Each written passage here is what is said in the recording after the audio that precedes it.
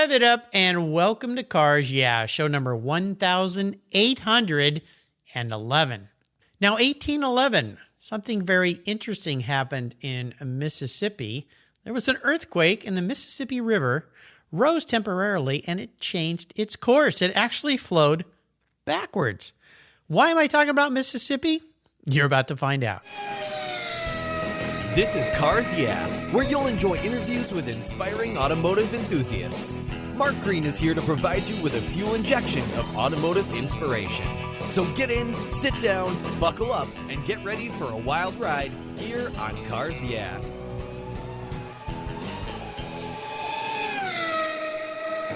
Hello, inspiring automotive enthusiasts, and welcome to Cars Yeah. Today I'm in Ridgeland, Mississippi, with a very special guest by the name of William Jeans. William, welcome to Cars Yeah. Do you have any gear, and are you ready to release the clutch? I am ready to release the clutch. Cool, we'll have some fun. Now, could you share something with my listeners before I give you a proper introduction that maybe, I don't know if there is anything people don't know about you because you've been in the industry for a long time. Maybe most people don't know about you, William? I've thought about that question. And if you want to know something that people don't know or probably wouldn't believe, I'm very shy. No. Yes. Really? Wow. I am enormously shy.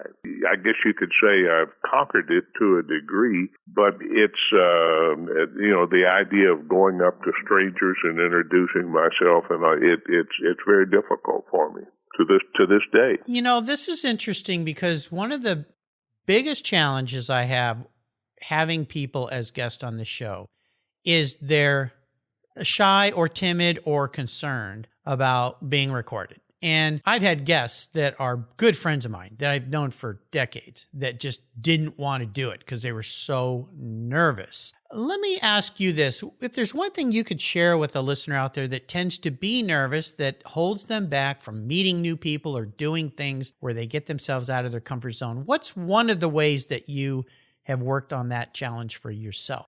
Well, you realize that people are basically on your team. They had rather you not be shy. Nobody gets yelled at for being shy. You know, it's not a character flaw really. But if you, I guess, think positively is the way I would put it, and just say I'm not shy about being on your show at all. I'm delighted to do it. I enjoy it. But if I didn't know you or didn't know something about it, and I had to go knock on the door and say, I hear you have a radio show, I would like to be on it, I almost cannot do that. I love the way you said that everybody wants you to be on their team. And I believe in that most people want you to succeed. And if you just take that bold step forward. And what I've suggested, I did this with my children when they were younger, and neither of them are shy today. But when they're younger, kids are that way, which there's a defense mechanism, I think, built into little kids, which is probably a good thing. Probably good, yeah. Yeah, but I've just said to them, here's how you break through that. For instance, my son, when he was younger and wanted to start dating, Dad, how do you act around a girl? I said, just ask them a question about themselves and shut up. That'll generally do it. Yeah. And it's the same with what I do every day is ask great questions, and I try to be quiet. So let me give you a proper introduction, William, and we're going to dive into some questions about your very interesting life and a new book that you've written here that has brought us together today. William Jeans has been a major figure in automotive journalism for more than 3 decades. He became a staff writer for Car and Driver in 1972. Great year for cars. I had a 72 Porsche 911. After 10 years in the ad agency business and eventually became the editor-in-chief at that magazine. He was senior VP and group publisher at Hatchet Magazines and founded Classic Automobile Register and AMI Auto World Weekly. William has earned numerous press awards from a wide variety of publications throughout his career, and his latest book is titled The Road to Pickletown, and it is not what you would expect from an automotive journalist. It showcases his wit and humor that characterized his writing for automotive magazines throughout the decades. With the foreword by political satirist and journalist P.J. O'Rourke, by the end, you'll have learned how Pickletown, Mississippi earned its name and why this automotive journalist's heart is rooted deeply in the Magnolia State. We will be back in just a minute, but first a word from our valued sponsors, so keep the seatbelts on we're about to go to Pickletown. We'll be right back. The best way to protect and preserve your vehicles, along with the meanings and memories and experience that they give you, is with a quality-made, custom-fit car cover from my friends at Covercraft. I purchased my first Covercraft cover for my 1967 Ghia way back when I was in high school in 1975. At covercraft.com, you'll find a multitude of indoor options, including form fit, fleece satin, and their very unique view shield. That's right, you can see your car right through the cover. But it's the sun that you really need to worry about. Quality outdoor options include Weather Shield HD and HP, Sunbrella, Reflect, Carhartt, Evolution, and NOAA. Covercraft protects cars, trucks, motorcycles, RVs, trailers, and watercraft too. Your cover is custom tailored for your special vehicles and manufactured with the quality and attention to detail that's been their standard since 1965. And I've got a great deal for you. If you use the code YEAH21 at covercraft.com, they'll give you 10% off compliments of Cars Yeah. That's right, 10% off. Simply use the code YEAH21, YEAH21 at checkout. Covercraft, protecting the things that move you. Last year, I changed my collector car coverage to American Collectors Insurance. That's who now protects my Porsche Turbo, the one I call my Orange Crush. But did you know they also insure your valuable collections of automobilia and other collectibles? If you're like me, you've invested in a lot of cool collectibles over the years. Those items are valuable, and if you were to lose them in a theft or a fire, well, try to get your normal homeowner's insurance to pay you what they're worth. Good luck with that. American Collectors Insurance provides you with assurance and confidence that your collectibles are fully covered. They insure a lot of items, including automobilia, wine, baseball cards, books, figurines, die-cast models, model trains, glassware, sports memorabilia, toys, and a whole lot more. American Collectors Insurance, they've been protecting us enthusiasts since 1976. They provide you with an agreed value insurance policy backed by a long history of taking care of their clients. Give them a call today for your personal agreed value quote at 866-ACI-YEAH. That's 866-224-9324. Tell them you're a friend of mine, Mark Green's here at Cars Yeah, American Collectors Insurance. Classic car insurance designed by collectors for collectors. Automotive enthusiasts just like you and me. That's American Collectors Insurance. All right, William, we're back. So let's dive a little deeper into the corner. I want you to talk, maybe if you'd like to talk a little bit about your past, but mostly dive into this book because it's fascinating, it's full of humor, it's full of fun. And the title, The Road to Pickletown, hopefully you'll give us some insights into that. So grab the wheel.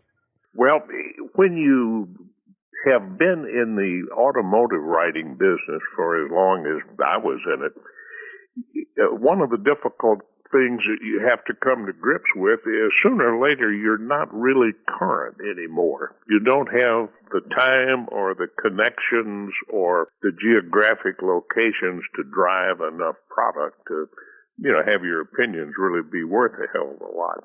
So I turned to other things. A weekly newspaper in Jackson, Mississippi, the state capital, provides me space to write columns on most anything I'm interested in writing about. And while I'm interested in cars and have done a few, actually more about driving than about cars, the rest of it ranges from politics to just some straight humor to nostalgia to autobiographical bits and pieces. And I got to the point, there had been enough of them, over 100, I think. I said, I could gather up some of these and some of the things that I'd done for non-automotive publications such as Sports Illustrated and Playboy, and maybe publish a collection. And I talked to the editor of the paper, and he just thought it was a great idea and encouraged me. And so I went ahead and did it, and that's how we came up with the Road to Pickletown. And that comes from a column about towns in Mississippi with strange names or able to form themselves into strange groups of names, and it's just fun. There's no real mystery to it. But Pickletown, I'll give the secret away. Okay. It had nothing to do with pickles. A Mr. Pickle founded Pickletown, which is not far from Kosciuszko, Mississippi, or was. It's completely gone. But he made crocks like churns and other vessels for farm and home use. And Mr. Pickle called his neighborhood Pickletown. But then it went away. Then it disappeared. The pickle disappeared. Exactly. Yeah, as they do. Well, it sounds like a really fun, a great read, and I'm going to make sure I put links to all you listeners can get your hands on this copy, because I guarantee you it's going to bring a smile to your face. It's going to be fun. And I find it really great that you took all this history and past groups of work and created something really new out of it, which is pretty darn cool, because sometimes I even feel that way when I look back, at the point in my life, I look back at young people and I see what they're doing and I feel like I'm kind of outside of some of it just because of where I am at this point in my life. And you think, well, how can I get back inside? How can I be back involved? And sometimes just going through, I've been told I should take a lot of the lessons I've learned from my 1,811 plus guests now, and at some point write a book, and maybe that's in my future. It sounds daunting. When you decided to take this on, did it sound daunting, or did you just grab it and have fun with it? Well, here's what you think about. You think about grabbing it and having fun with it. You say, well, this will be fun. And then you realize that you can't just take, in the case of this book, I think there are 115 columns, or maybe that many. I should know that, and I don't. You don't just say, okay, stack them up and send them to the printer. There needs to be some sort of organization. And, organization, which is the lifelong enemy of creativity, but it Yeah. must be done. You really can't be creative without some organization. So I divided it into 4 or 5 major categories, and then within those, just put things in and then read them myself and say, does this order seem stupid or good or entertaining, or does it seem like it's the way it ought to be? And that takes a while. Believe me, you would think you could wrap something like this up in 3 weeks. It took me about 6 months, which is a short term for producing a book. And yet, when you consider that it was already written, it just wasn't arranged. It's a long time. And I did not work 8 hours a day every day on it, but it was the moving or the motivating project in my life for half a year. Yeah, sounds fascinating. Now, let's go back in time a little bit here, because you worked in the ad agency business and then you migrated into magazines big time and worked in journalism and magazines for a long time. When did you figure out that was the right place for you to be at that point in your life? Well, the biography that you have is probably not as clear as it might be. I first worked for Car and Driver as a staff writer in the 70s, and that is a good stepping stone into the ad agency business. Okay. If you know a product or field, or even if you're just a good writer, advertising, as you've probably heard, except for kidnapping, it's the most rewarding profession on earth in writing short paragraphs for big money. And in my case, working at Car and Driver, and you have some visibility within the automotive advertising community if you work at that time, if you worked for one of the 4 big car magazines. And I got a job offer from Chevrolet's ad agency and took it and stayed in the ad business for almost exactly 10 years. And then freelanced for a while, which was probably the 3 best years of my life. I didn't report to anybody. I didn't go to a single meeting, I don't think. And then got the offer to go back to Car and Driver as the boss. Very cool. Let's talk a bit about inspiration and driving inspirations in your life. Have there been, or was there a real prominent person that was influential in your life and your career to help guide you down the right path? Oh, heavens, yes. David E. Davis Jr. Oh, that guy. Yeah. Oh, that guy. Exactly. That guy. The one person in the automotive journalism business who rose to such a position of respectability that he gave the commencement address at the University of Michigan. I mean, that you can't make that up. And he's the only person, to my knowledge, that's ever accomplished anything that attained quite that level of overall respectability. Yeah, I loved his book I got years and years ago, Thus Spake David E., the collected wit and wisdom of him. I never got to meet the man, but that's pretty cool getting to work around somebody like that. He was, and we became, we were good friends. We were colleagues. I'm one of the few writers who was any good at all who ever worked for David and that he didn't fire at some point. He usually rehired them, but he fired Brock Yates 3 times. Well, Brock, he could get a little out of control. Oh, he could. And we became, good friends. We were competitors.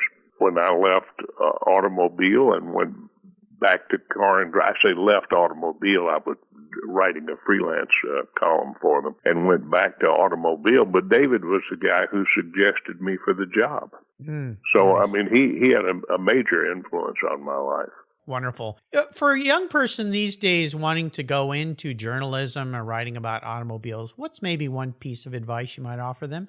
Learn to speak your native language and to write it. Pretty simple. It's as simple as it gets. And English is the most complicated language on earth, according to some of the linguists. But it's not impenetrable. And there's no reason that you can't write a declarative sentence if you work at it. And, clarity is everything. If somebody doesn't understand what you've written, well, you've been a miserable failure. You might use a lot of big words and flowery phrases and all of that, but you failed. If you can't say the cat walked into the garage, it doesn't have to be a furry cat. It doesn't have to be a cluttered garage. It doesn't have to be walked silently. I mean, most cats walk silently if you think about it. And it's also fun. I mean, I love the English language. I have a good time when I actually bolt myself down and start to write something or have an assignment. You go through the initial horror of saying, oh, God, I'll never be able to get this done. But then once you start putting the words on paper, it's just extraordinarily rewarding. Absolutely. Very well said. Let's take a short break, and we come back. I've got a bit of a challenge question for you, William, so sit tight, and we'll be right back. What began as a charitable car show has grown into the world's greatest collector car auctions, raising over $133 million for charitable organizations to date. For nearly 50 years, automotive enthusiasts from all over the world have enjoyed the Barrett-Jackson collector car auctions, and I'm a huge fan. Regarded as the barometer of the collector car industry, their auctions are world-class lifestyle events where thousands of the world's most sought-after, unique, and valuable automobiles cross the block in front of a global audience, in person, on TV, or streamed online. Barrett-Jackson produces the world's greatest collector car auctions in Scottsdale, Arizona, Palm Beach, Florida, Las Vegas, Nevada, and new for 2021, Houston, Texas. The excitement of Barrett-Jackson auctions is contagious, and a unique experience is not to be missed. And coming soon, something new for you Cars Yeah listeners. I'll be teaming up with Craig Jackson on the first ever Barrett-Jackson podcast, coming to your mobile devices every week. Listen here on Cars Yeah and check out the Barrett-Jackson website for unique details on this new, exciting podcast that I'm very proud to be a part of. And be sure to visit barrettjackson.com today. Barrett-Jackson, the world's greatest collector car auctions. All right, William, let's talk about a big challenge you faced in your life, your career. Now, you've been around for a while, so I'm assuming you've probably dealt with some of this. Nobody who is successful hasn't dealt with challenge, failure, obstacles. Share one bumpy ride you had, but more importantly, what was the lesson learned so you could move through that in a positive way? Well, I flunked out of flight school in the Navy. Oh, okay. And I flunked out not because of a lack of dexterity, but I learned it. I got through solo in I think it was a T-34. It was called a single-engined instruction plane, and I realized that it was very difficult for me to concentrate in a straight line and in an uninterrupted fashion. And here you are, several feet above the earth in case something goes wrong. And I think it was a manifestation of something that later became known as ADD or whatever. It was just difficult for me to concentrate. And I said, hey, I'm going to kill myself if I don't get out of this. And I quit. And it was a terrible thing to do because by that time I had been all the way through pre-flight successfully.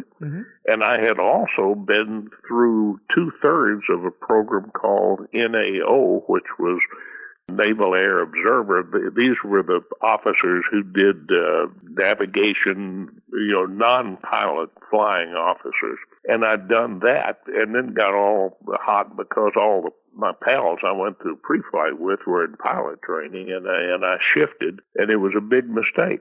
So the first thing I learned is the grass is or can be brown on both sides of the fence.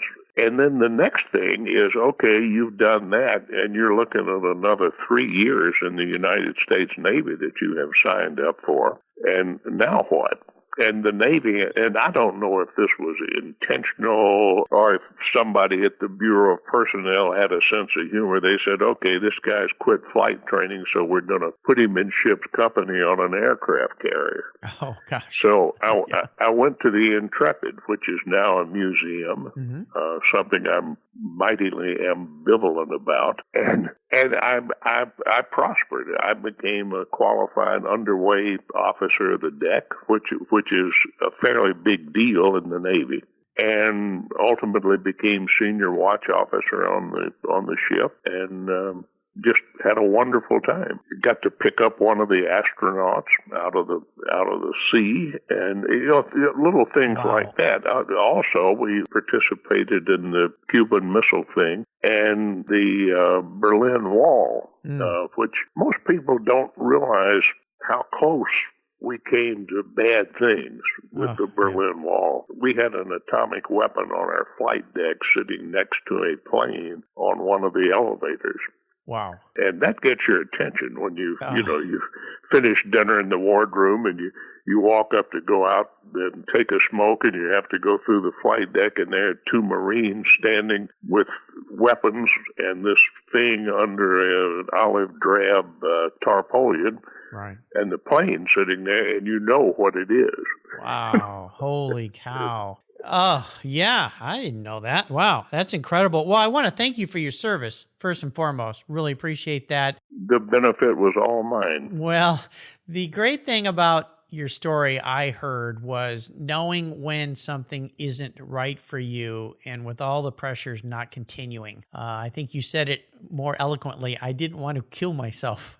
So, yeah. Well, you hit the silk. You've got to make a change. And when I went to work for Car and Driver, I left a good family business. My dad was a Detroit diesel engine distributor. We were not in the equipment business, but in the diesel engine business. And I just hated it.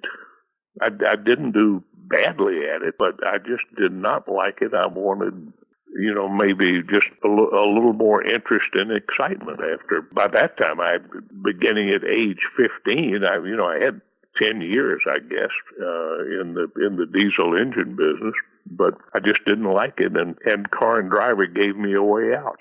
Well, it's wonderful, and it's something that when people get older in life, like me and like you start to realize how important it is to spend time doing what you love.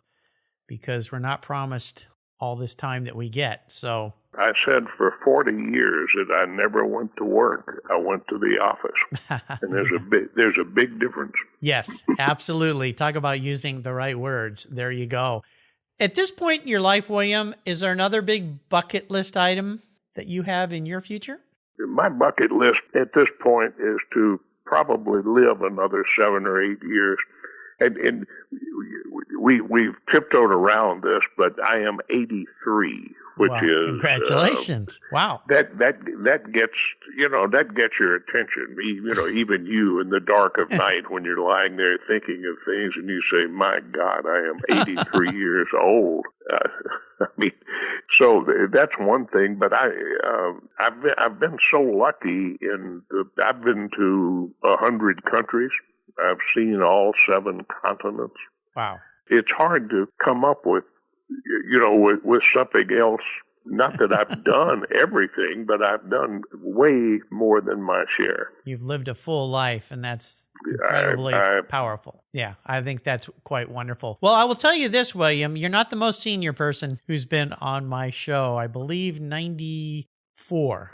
Was the oldest guest on my show, the youngest being 14. So I've run the gamut, quite a wide range of people, but quite a life that you have lived. Well, that makes me feel great to be one of the young guys.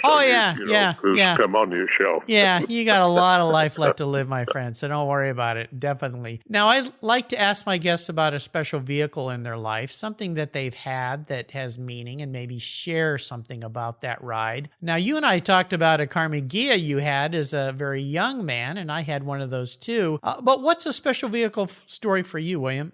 Well, there are 2 that are that are really special. One was a white single-seat Roadster painted in fire chief livery and run by pedals.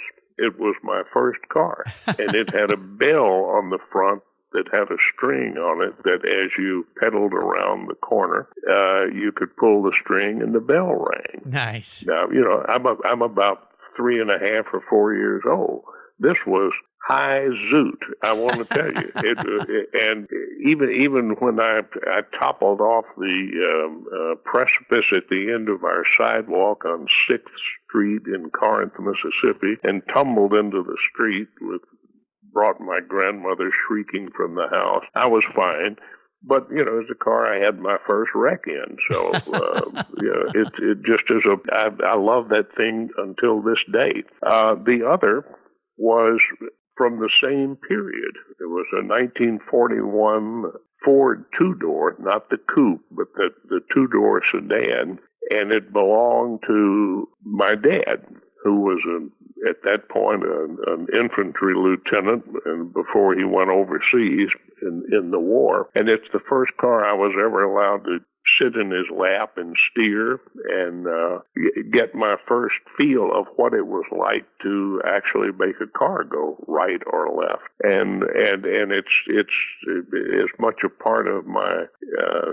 memory bank as anything else. It's wonderful. You and I share something. My first car was a Garton Cadillac pedal car that my uncle gave me when I was about 2, I think. I have a picture of me. I'll have to send that to you. And my mom said she couldn't get me out of that thing. So it was yellow. So I'm told. I don't remember the color, but I do remember my mom saying it was yellow. I have a black and white picture of it. But those old little, heavy metal pedal cars, really. They were quite heavy. Oh, yeah.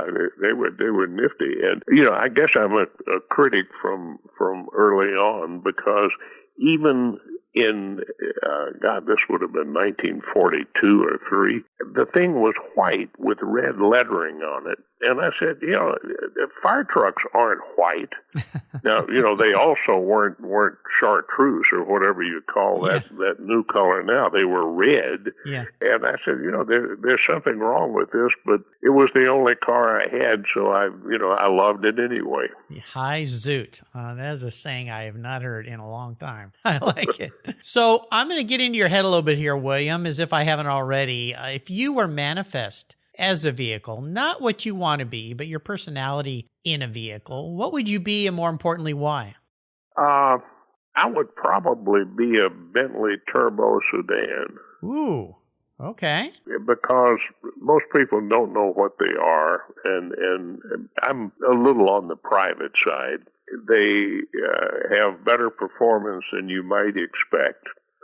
And I've always, and I guess it was my parents and grandparents' teaching, I've always tried to have decent manners and behave myself. And a big black four-door Bentley it exudes decorum, I guess, and yet there is a definite sense of playfulness under the skin. Definitely compared to the Rolls. Now, that's the Turbo R, would you say? The ones built from the mid-'80s exactly. to the 90s? Back in the late 80s, early 90s. Yeah, those things had a big 6.75-liter turbo V8 in those things, so they got up and went. That's for sure. And it was surprising. It was as if you could put your foot down and make your garage go 0 to 60 in 5 or 6 seconds. You know, you're right. I got to go to the track here years and years ago and drive 2 of the big Bentley models on the racetrack here at Pacific Raceway. And I almost didn't go because I thought, why would they take Bentleys onto a racetrack? That doesn't sound like much fun. I'm not a big car guy. I've always been a small sports car guy. Holy cow, I was blown away by those things. I could not believe not only how fast they were, but how well they handled for a very large, I don't know, probably 5,000-pound car, maybe more. I mean, it was a big, giant car. So, a whopper, yeah. No question. And you're exactly right. I mean, that was my impression of them. They really had nice road manners and could take surprises in their stride pretty well. Take surprises. Another great saying. Now, when it comes to helping others, and I've learned this by talking to so many people, we are happiest as human beings when we do help others. What are some ways that you've given back in the automotive sector? Yeah, I go a little beyond the automotive sector, but if we just hold it to the automotive sector, what I have become in my dotage is a source. People forever. I have 2 telephone appointments on my desk right now. People say, you did this or you did that. Would you be willing to talk to me about it? I'm doing a piece or this or that. And I always say yes. Even if it was something that I am, have done to death, so to speak. But I'm happy to do it. There was, I mentored a couple of kids in college who talked their college papers into doing automotive columns, and I helped them. I would go over their stuff and fix it and tell them how I fixed it and why. And it's wonderful to see then suddenly the columns are coming along and they don't really require much help at all. And that's just a great feeling. Absolutely. And like what you've done for us today is to share some windows into your world here on Cars Yeah. For that, I'm very, very grateful for sure. And I always ask my guests about great books. Obviously, we're going to list The Road to Pickletown as the #1 book choice for you. And I'll put links to that and how our listeners can get a hold of a copy. And I encourage you listeners to add it to your library. Is there another book that you're really fond of? I know it's hard to pick maybe 1 or 2. It is difficult. I'll expand a little bit on that. I am trying to read William Faulkner. I am now old enough and mature enough to handle most of it, and it's still difficult. So I'm, and as a Mississippian, I of course have a holy obligation to do that. Yes. But I like good thriller fiction. I love Daniel Silva, for example, and I read a lot of biography. Just almost any biography is fascinating when a writer or the person himself or herself in an autobiography tells their story. I just love it. A couple of recent books, Hillbilly Elegy by J.D. Vance, who's become almost more of a television commentator now than a writer, and by profession he's an investment banker. A person he was from Alabama and wound up going to either Harvard or Yale. I believe it was Harvard. And the interesting story and poignant, quite often, and unfailingly interesting, of a person who came from a lower middle class background, if that, in the deep South, and got thrown into the world of the elites. You know, it's not a new story, but he does it very well, and he coped with it very well, and has done very well. I would recommend that book to anybody, you know, whatever part of the country you're from. There you go. I'll make sure I put links to these books on William's show notes page. And I'll remind our listeners there's a great resource on the resources tab on the Cars Yeah website that is titled Guest Recommended Books, where there's lots, over 1,850 books listed there for you to go and fill your library and mind with. We'll take one more short break. We come back. We're going to go on the ultimate drive. So stay with us. I've discovered Linkage. It's a new quarterly publication and website that covers the automotive market, driving, restoring, collecting, and discovering your passion for motor vehicles. Linkage is about experiences, opinions, and values.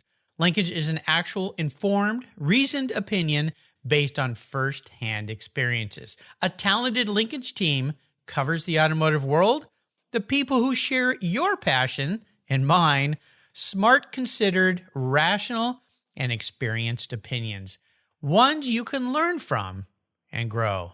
That includes our passion that drives auctions and the collector car market. So come with me and join us on this journey. Join Linkage. Linkage, geared for the automotive life. Subscribe today. Don't forget, when you subscribe, use the code CARSYEAH to get $10 off your subscription at linkagemag.com. How did you discover your path to a fulfilling life? Too many young people flounder in finding an education and a career that fits. But for those who have a passion for cars, trucks, and motorcycles, and who love working with their hands, problem solving, and fixing things, a career as a professional auto technician is incredibly rewarding. Cars Yeah is pleased to team up with TechForce Foundation, our charity of choice, in bringing scholarships, technical education, and hands-on experience to young people so they can discover a possible future. Join me and lend your support by visiting techforce.org today. All right, I have a magic scepter, William, and that enables me to enable you to go on what I call the ultimate drive. You get to pick the car. You get to pick the person you're with. This could be somebody living or deceased. And I want to know who's driving and maybe what are you going to talk about? So what's the ride all about? Well, I've thought about that one, and the companion would be Carol Shelby, who was a pretty good friend of mine. And the vehicle, though, and he could be the driver. That would be just fine, or we could swap. But the vehicle would have been a Dodge minivan. That was the last time we had dinner together. He picked me up at the Beverly Hills Hotel, and he said, I'll pick you up out front, and I'll be in a Dodge minivan. And I said, my God, what a you got to be kidding. Well, he shows up in this minivan, and this was in the days when he was working with doing some special cars for the Chrysler Corporation. And he shows up, and apparently he had everybody who was on his payroll breathe on this thing. And it had a Godzilla engine in it, but not one thing visible on the outside that would clue you in that this was a real Q ship. Yeah. And what we would talk about, ideally, I'd already asked him everything about the Shelby Mustangs, which are a serious enthusiasm of mine, and the Cobras. But I like to hear about the days in Terlingua and the chili cook-offs, and this bunch that he ran around with, there was nothing they wouldn't do. There was a reporter who showed up at the chili thing, and they fixed him up with an Indian princess from South Texas, and the guy he worked for a big-time national magazine. He fell head over heels in love with this woman, who was actually a hooker from Dallas. Oh, my God. And I mean, that could sort of begin the stories. It went on from there. I mean, there are, and they were endless and they were funny. And in the final analysis, most of them were pretty harmless. They drank a lot of beer. It was before drugs became, the party hors d'oeuvre of choice. And, of course, nobody could tell a story any better than Carol could. William, you have taken us on a wonderful drive today, and I can't thank you enough for spending some time sharing your life with us. This has been a real delight. Before I let you go, could you offer us one little parting piece of wisdom, advice, a quote maybe? You generally, if you're lucky, you're able to look to your parents for decent advice that might help you slog your way through the swamp. And my dad was fond of a saying, and it has a million applications, but he said, you can tell an awful lot about a man when you watch him get something free. And, that's one you can make as broad or as narrow as you want to, but it has helped guide me all these years. Wonderful. That's the first I've heard that. I love it. Is there a way for people to keep up with you these days, or is the best way to get their hands on a copy of your book, The Road to Pickletown? Well, certainly they can probably learn more about me by reading The Road to Pickletown, because there's a lot of fairly personal history in there that's available on Amazon.com, by the way. And Pickletown is Pickleton. And on a good day, if you put in my name, it'll show up. I have a Facebook page that to me is a little bit like having an embarrassing ailment, but it's there. And if you ever had an emergency, I might get back to you. Is that under your name, William? William Jeans? Unfortunately, yes. It's Well, I'll put links to these on William Shona's page, and that last name is spelled Jeanes, if you don't already know that. Most definitely, but get your hands on a copy of this book. And I want to do a shout out to our mutual friend, Judy Stropus, past guest here on Cars Yeah, who introduced me to William. Judy brings me some wonderful guests. Judy, can't thank you enough for connecting me with some very inspiring automotive enthusiasts. William, thank you for being so generous today with your time and expertise in sharing this new book, The Road to Pickletown. Until you and I talk again, my friend, I'll see you down the road. The pleasure's been mine. This has been you do a terrific interview, and I thank you for having me and for helping me with the book and just for brightening up a quiet afternoon in Mississippi for me. Well, I'm honored, William. The honor's all mine. Thank you so very much for your kind words. Thank you so much for joining us on today's ride here at Cars Yeah. Drive on over to carsyeah.com to find show notes and inspiring automotive fun. Download your free copy of Filler Up, a fun book filled with gorgeous photographs of fuel filler fun, including quotes from more inspiring automotive enthusiasts. Download your copy today, and we'll see you next time on Cars Yeah.